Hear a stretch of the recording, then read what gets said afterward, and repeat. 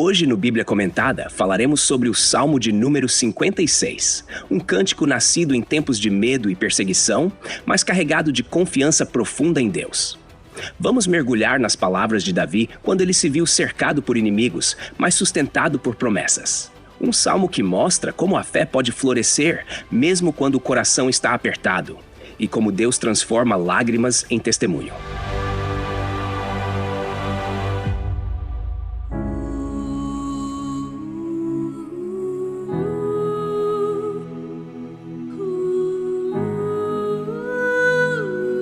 Esse salmo tem como pano de fundo um dos episódios mais desconcertantes da jornada de Davi. O momento em que ele foi capturado pelos filisteus em Gate. Sim, Gate, justamente a cidade de origem de Golias, aquele gigante que Davi derrubou com uma funda e uma pedra.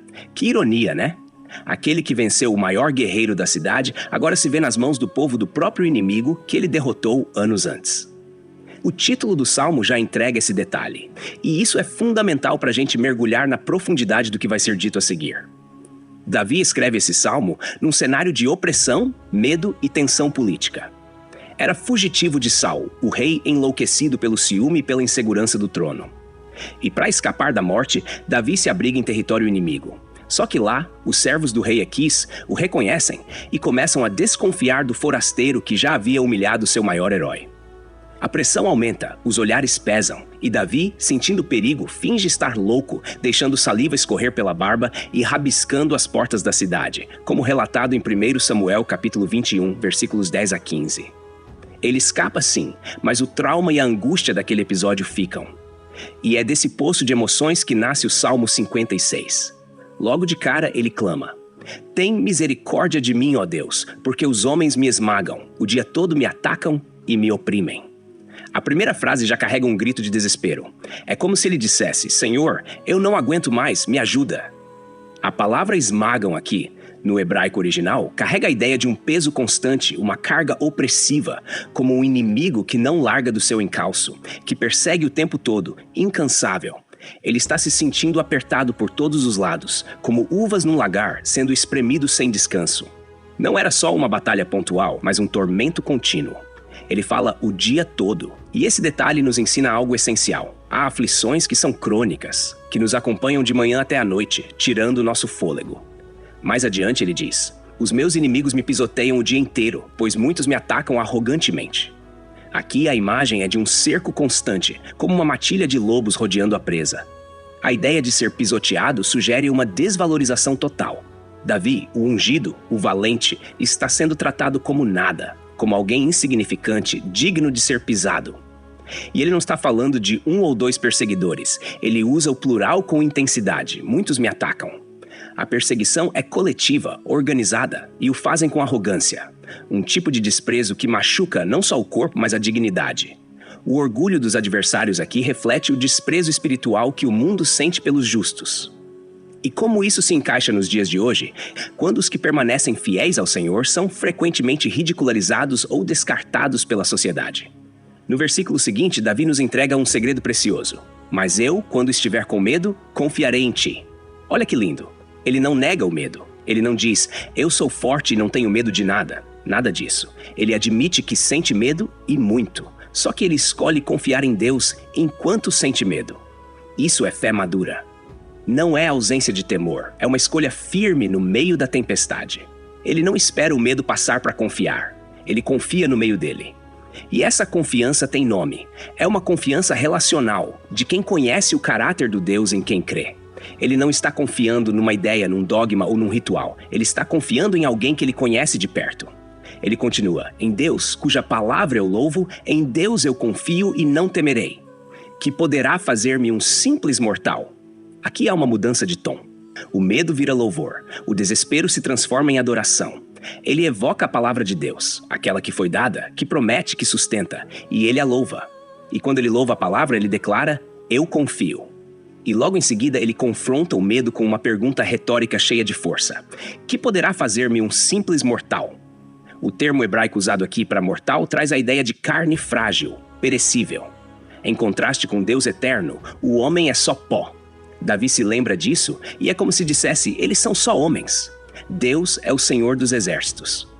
Quando a gente olha para o alto, o medo perde força. Quando lembramos quem é Deus, a ameaça humana encolhe. Depois disso, Davi volta a descrever a situação de perseguição. Ele diz: o dia inteiro distorcem as minhas palavras. Os seus pensamentos são todos para o mal contra mim. E aqui a dor não é só física ou externa, é emocional. É como se estivessem desfigurando a imagem dele. Pegam suas palavras e retorcem, deturpam. Uma calúnia sistemática. Um esforço planejado para destruir sua reputação. O verbo distorcer implica má intenção, uma manipulação consciente.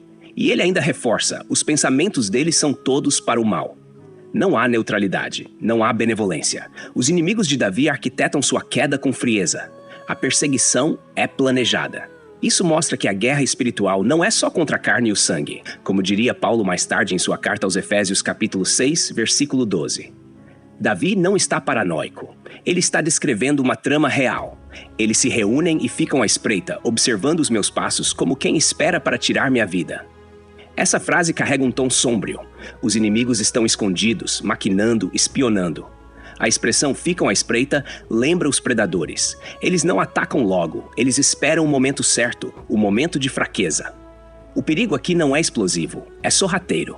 Eles vigiam seus passos, seus movimentos, sua rotina e esperam como armadilhas disfarçadas no caminho. A intenção não é ferir, é tirar-lhe a vida. Essa sentença é pesada. Davi sabe que está sendo caçado, não por justiça, mas por ódio. Não porque fez mal, mas porque representa uma ameaça. Essa mesma realidade se vê em muitos servos de Deus ainda hoje. Quem anda com integridade será alvo dos que vivem pela corrupção. Quem carrega a unção será inevitavelmente alvo dos que vivem sob o espírito do engano. Essa primeira parte do Salmo é uma exposição crua da aflição humana diante do ódio gratuito e sistemático. Mas em cada linha há uma fagulha de esperança, uma âncora fincada na confiança no Deus que tudo vê. Cada verso nos convida a olhar não só para o que sentimos, mas para quem nos sustenta no meio daquilo que sentimos. E nos mostra que mesmo o ungido mais valente pode se ver acuado, mas jamais estará sozinho. Quando se confia no Senhor, até o medo pode virar semente de fé. Eles escapariam por meio de sua iniquidade. Ó Deus, derruba os povos na tua ira. Aqui Davi não está mais apenas expressando a dor de estar sendo perseguido, mas ele clama por justiça. E justiça aqui não é vingança, é apelo à retidão divina. A pergunta dele, escapariam por meio de sua iniquidade, carrega uma indignação santa. Ele vê a impunidade dos ímpios como algo que desafia a própria natureza justa de Deus. É como se dissesse: Senhor, vão continuar fazendo o mal e saindo ilesos? A linguagem é carregada de tensão espiritual, de frustração diante da injustiça contínua. O clamor por juízo é legítimo quando vem de um coração quebrantado que confia no reto juízo de Deus. Davi sabe que não é ele quem deve se vingar, mas ele também sabe que Deus é um Deus que derruba reinos quando necessário. Ele clama: derruba os povos na tua ira.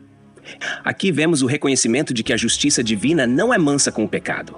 Deus é amor, mas também é fogo consumidor, como revelado mais tarde na carta aos Hebreus, capítulo 12, versículo 29.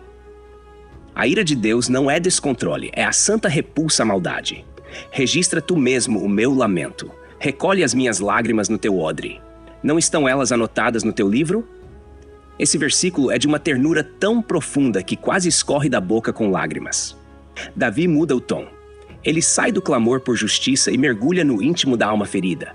Ele pede que Deus registre seu sofrimento. A palavra lamento aqui no original pode ser traduzida como vagação, peregrinação ou até errância, dando a entender que Davi se sente como um andarilho, deslocado, sem lugar. E ele pede que suas lágrimas sejam guardadas por Deus, não no esquecimento, mas num odre. Os odres eram recipientes de couro usados na antiguidade para guardar líquidos preciosos, como vinho ou azeite. A ideia de colocar lágrimas nesse recipiente é forte. Deus trata cada lágrima derramada como um líquido precioso. E mais, ele pergunta, quase em tom de certeza: não estão elas anotadas no teu livro? Esse livro representa o registro pessoal e atento que Deus faz da nossa história. Nada passa despercebido, nenhuma lágrima se perde no chão. Toda dor é notada e cuidadosamente acolhida pelo Altíssimo. Essa revelação do cuidado divino é um alívio para os que choram sozinhos. O céu registra o que a terra ignora. Os meus inimigos retrocederão quando eu clamar por socorro. Com isso saberei que Deus está a meu favor. Agora o tom muda de novo. A confissão de fé rompe como a luz de uma longa madrugada. Davi já não está no campo da dúvida, nem da dor. Ele se levanta em fé, e ele declara o resultado do clamor. Os inimigos irão recuar. Mas observe o que ele liga ao recuo. Não é sua espada, não é sua estratégia, é o clamor. É quando ele clama por socorro. A batalha se vence com oração. Não é o volume da força, mas a profundidade do clamor. E ele declara com segurança: saberei que Deus está a meu favor. Essa expressão revela intimidade. Saber aqui não é informação, é revelação, é sentir, é experimentar. Ele não está dizendo que vai supor que Deus está com ele. Ele diz que vai saber. É convicção pura. É fé amadurecida em meio à dor. Em Deus, cuja palavra eu louvo, no Senhor, cuja palavra eu louvo. Esse verso repete uma estrutura anterior, mas com uma ênfase dupla. Antes ele tinha dito, em Deus, cuja palavra eu louvo. Agora ele reforça dizendo isso 2 vezes, acrescentando o nome Senhor, o nome de aliança, o Deus que se compromete com o seu povo. É como se Davi dissesse, não é só no Deus poderoso que eu confio, mas também no Deus pessoal, que tem uma aliança comigo. E mais uma vez, o centro da confiança é a palavra. Ele louva a palavra.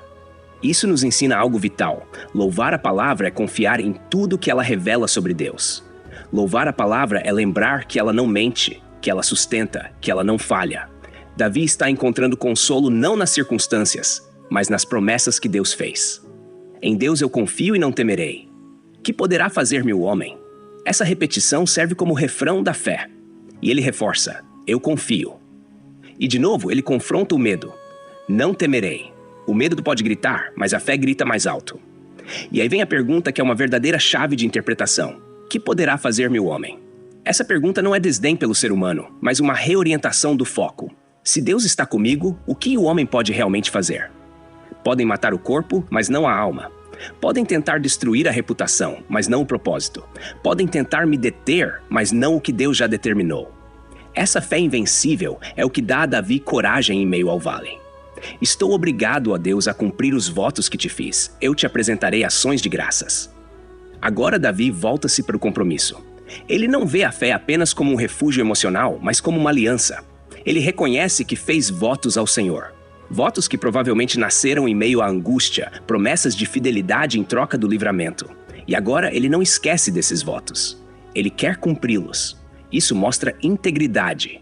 Quantos prometem algo no desespero e esquecem depois da vitória? Mas Davi diz, eu estou obrigado, não por uma obrigação forçada, mas por honra, por consciência espiritual. E a forma de cumprir esses votos começa com gratidão. Ele diz, te apresentarei ações de graças. Ações, no plural. Não é uma gratidão superficial. É uma vida marcada pela memória do que Deus fez. É um altar constante de louvor. Aquele que foi salvo do medo agora se compromete com louvor, pois me livraste da morte e aos meus pés de tropeçarem, para que eu ande diante de Deus na luz da vida. E então ele lembra da graça já recebida. Deus o livrou da morte. Isso não é uma ideia teórica, é literal. Ele escapou da morte em Gate, escapou das lanças de Saul, escapou da boca dos leões da política e dos exércitos. E não só isso, Deus guardou seus pés de tropeçarem. Isso mostra que o cuidado de Deus vai além do livramento final. Ele guarda também o caminho. Ele não deixa o justo tropeçar no meio da estrada. E para quê? Qual o propósito disso tudo? Para que eu ande diante de Deus na luz da vida. Que frase linda. Ele não quer só viver. Ele quer viver diante de Deus. Ele quer andar em luz. Essa luz aqui é mais do que iluminação física. É direção espiritual. É comunhão contínua com o Eterno. Esse final nos revela que o objetivo de todo o livramento não é só alívio, é santidade. Davi quer andar diante de Deus. E não quer fazer isso nas sombras do medo, mas na luz da vida. Uma vida que tem propósito, que tem direção, que tem clareza. Ele não está mais no vale da sombra da morte. Ele está na estrada iluminada da confiança, guiado pela mão do Deus que recolhe lágrimas, registra votos e livra os pés de tropeçar. Hoje no Bíblia Comentada falamos sobre o Salmo de número 56, um grito profundo da alma de Davi em meio ao caos da perseguição, da calúnia e do medo. Um salmo que nasce da dor, mas floresce na confiança. A gente viu que não é pecado sentir medo, mas é sinal de fé continuar crendo mesmo quando o coração treme. Davi não escondeu a angústia. Ele escreveu ela, cantou ela, colocou diante de Deus cada detalhe da sua aflição. Ele foi sincero. Ele foi humano, mas também foi espiritual. Ele nos ensinou que confiar em Deus não é só sobre vencer gigantes no campo de batalha, mas é também sobre enfrentar os próprios temores internos quando tudo parece perdido. Percebemos que o Deus de Davi é o mesmo que recolhe lágrimas como quem recolhe joias. Ele não desperdiça nenhuma dor. Cada passo de quem sofre é anotado, cada lágrima é recolhida, cada clamor é ouvido. E ao mesmo tempo, vimos que a oração tem o poder de virar a mesa. Os inimigos recuam quando Deus se levanta em favor dos seus. Davi não esperou a vitória para adorar. Ele louvou a palavra no meio do conflito, reforçou seus votos e nos lembrou que viver é mais do que respirar. É andar diante de Deus na luz da vida. Que esse salmo desperte em nós a coragem de clamar com verdade, a ousadia de crer mesmo com medo, e a fidelidade de lembrar que se hoje estamos de pé é porque os nossos pés foram guardados por um Deus que nunca se distrai. O Senhor que acolheu Davi em Gate ainda acolhe seus filhos hoje. Onde houver lágrima, ali haverá odre. Onde houver clamor, ali haverá resposta. E onde houver fé, ali haverá luz para caminhar.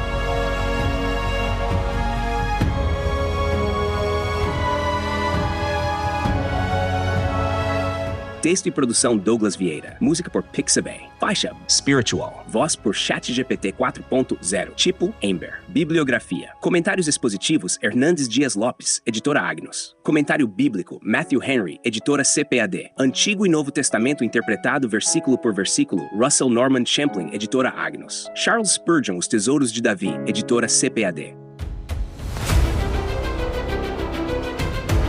Obrigado por ouvir o Bíblia Comentada. De segunda a sexta, capítulos da Santa Palavra, aos sábados, mensagens ao coração e aos domingos, a poesia dos Salmos. Porque não basta ouvir, é preciso entender. Inscreva-se em nosso perfil nas principais plataformas de streaming e permita que esta palavra edifique sua vida. Deus abençoe você. Até amanhã. Bíblia Comentada. Melhor que ouvir é entender.